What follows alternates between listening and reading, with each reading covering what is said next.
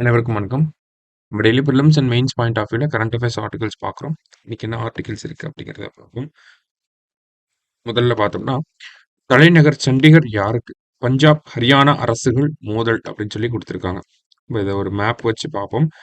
So இந்த செய்தி தினமணி செய்தித்தாளில் இருந்த ஒரு செய்தியை தான் நம்ம இங்கே பார்க்க வரோம். சரிங்களா?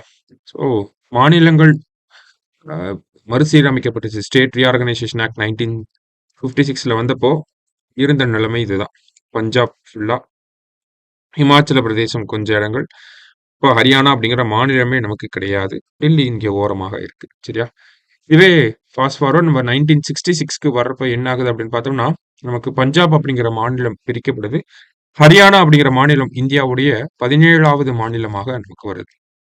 அதன் பிறகு பார்த்தோம்னா, அங்க முக்கியமான சர்ச்சைக்குரிய பகுதியாக இருந்த ஹரியானா மற்றும் பஞ்சாப் 2 மாநிலங்களுமே உரிமை கோரிக்கொண்டிருந்த அந்த சண்டிகர் அப்படிங்கிற பகுதி என்னவா மாறுது அப்படின்னு பார்த்தோம்னா, நமக்கு யூனியன் பிரதேசமாக மாறுது.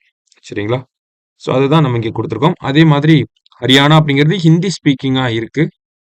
நமக்கு பஞ்சாப் அப்படிங்கிறது பஞ்சாபி ஸ்பீக்கிங். இந்த ஒரு அடிப்படையில நமக்கு 1966ஆம் ஆண்டு பிரிக்கப்பட்டிருக்கும். சரிங்களா?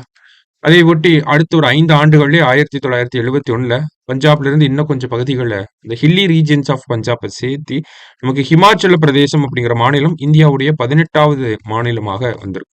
ஓகேவா? இது வந்து நமக்கு ஹிஸ்டாரிக்கல் பேக்ரவுண்ட். ஸோ அதுதான் இங்க வரைபடங்கள்ல நமக்கு கொடுத்துருக்காங்க. ஹிமாச்சல பிரதேசம் இங்க இருக்கக்கூடிய ஹில்லி ரீஜன் எல்லாத்தையும் சேர்த்து ஹிமாச்சல பிரதேசம் அப்படிங்கிற மாநிலம், இங்க பஞ்சாப், இங்க ஹரியானா, சண்டிகர் அப்படிங்கிற பகுதி இங்க இருக்கு. சரிங்களா? இப்ப என்ன பிரச்சனை அப்படின்னு பார்த்தோம்னா, கிட்டத்தட்ட ஒரு 60 ஆண்டு காலமாகவே பார்க்குறப்ப நமக்கு சண்டிகர் அப்படிங்கிறது பஞ்சாப் மற்றும் ஹரியானா மாநிலங்களுக்கு இணைந்த தலைநகரமாகவே இருக்கு. 2 மாநிலங்களுக்கும் ஒரே தலைநகரம் தான். குறிப்பாக பார்த்தோம்னா, இந்த சண்டிகர்ல இருக்கக்கூடிய ஒரே வளாகத்துல தான் நமக்கு 2 மாநிலங்களுடைய சட்டப்பேரவைகளும் இருக்கு. இந்த செக்ரட்டரியேட் அப்படிங்கிறதும் இருக்கு. சமீபத்துல ஹரியானா அரசாங்கம் என்ன பண்றாங்க அப்படின்னா, சண்டிகர்ல ஹரியானாவுக்குன்னு பிரத்யேகமாக ஒரு சட்டமன்றத்தை கொண்டு வரணும் அப்படின்னு சொல்லி நினைக்கிறாங்க. அதற்காக நிலங்கள் கையகப்படுத்தப்பட்டு வருது.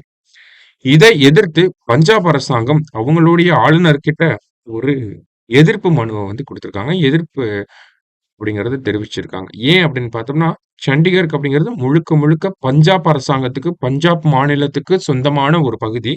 அங்க ஹரியானா அவங்களுக்கான தனியான சட்டமன்றம் அப்படிங்கறத அமைக்க கூடாது அப்படிங்கறத ரொம்ப அழுத்தம் திருத்தமா நமக்கு பஞ்சாப் அரசாங்கம் சொல்லிக்கிட்டு இருக்காங்க. ஒரு சர்ச்சையாக வெடிச்சிருக்கு இப்போ. சரிங்களா? இன்னும் சில பேர் என்ன சொல்றாங்கன்னா, அது 2 மாநிலங்களுக்குமே சொந்தமான பகுதி தான். ஸோ 2 பேருமே பார்த்தோம்னா, ஒரு சகோதரத்துவத்தை வந்து நமக்கு மெயின்டெயின் பண்ணணும் அப்படிங்கிறத சொல்றாங்க. சரியா? சர்ச்சை என்ன அப்படிங்கிறத தான் இந்த இடத்துல நம்ம பார்த்துருக்கோம். சரியா? ஸோ அதான் நம்ம பார்த்துருக்கோம். அடுத்தது பார்த்தோம்னா, பேரழிவை நோக்கிய பயணம் அப்படின்னு சொல்லி இந்த காப் மாநாடு அப்படிங்கிறது 29 பாக்கு அசர்பைஜான்ல நடந்துகிட்டு இருக்கு இல்லையா? இந்த மாநாடு அதனுடைய போக்க பத்தி இந்த இடத்துல கொடுத்திருக்காங்க.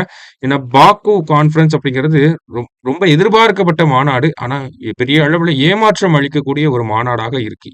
முக்கியமான காரணம் என்ன அப்படின்னு பார்த்தோம்னா, பெரிய முடிவுகள் எதுவும் இப்ப வரைக்குமே எட்டப்படாம தான் இருக்கு.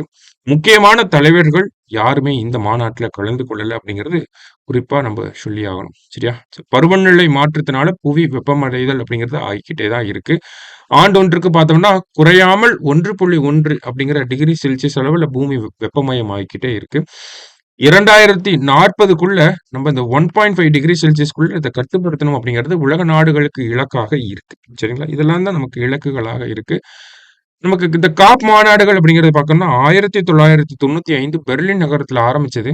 நமக்கு முக்கியமான பல மாநாடுகள் நடந்து, பாரிஸ் மாநாடு, அதுக்கப்புறமா கிளாஸ்கோ மாநாடு, இதெல்லாமே கொஞ்சம் முக்கியமான மாநாடுகளாக இருக்கு. அந்த வகையில எட்டப்பட்ட முடிவுகளுக்கு ஒரு நிரந்தர தீர்வு அப்படிங்கிறது இந்த மாநாட்டுல கிடைக்கும் அப்படின்னு நினைச்சாங்க. குறிப்பா இந்த கிளைமேட் ஃபைனான்ஸ் அப்படிங்கிற விஷயத்துக்கு ஒரு தீர்வு கிடைக்கும்னு நினைச்சாங்க. அதற்கான முன்னெடுப்புகள் மட்டும்தானே இருக்கு தவிர, தீர்வு அப்படிங்கிறது கிடைச்சிருச்சா அப்படின்னு பார்த்தா அது கேள்விக்குறியாக தான் இருக்கு. ஏன்னா, ஒவ்வொரு நாட்டினுடைய தலைவர்கள் அவங்களுடைய கருத்துக்கள் அப்படிங்கிறதெல்லாம் ரொம்ப கேள்விக்குறியாகவே இருக்கு. ஏன் அப்படின்னு பார்த்தோம்னா, அர்ஜென்டினாவுடைய அசர்பைஜானுடைய அதிபர் என்ன சொல்றாருன்னா, புதைபடிவ எரிசக்தி மனித இனம் பயன்பெறுவதற்காக இறைவன் கொடுத்த கொடை அப்படிங்கிறாரு.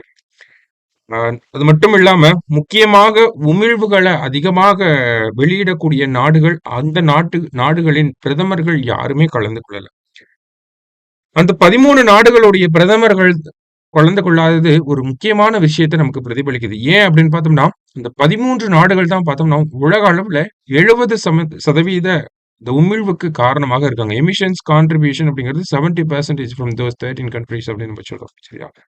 அதே மாரி உலக மக்கள் தொகையில அதிகமான பங்களிப்பும் அந்த 13 நாடுகளுக்கு தான் இருக்கு.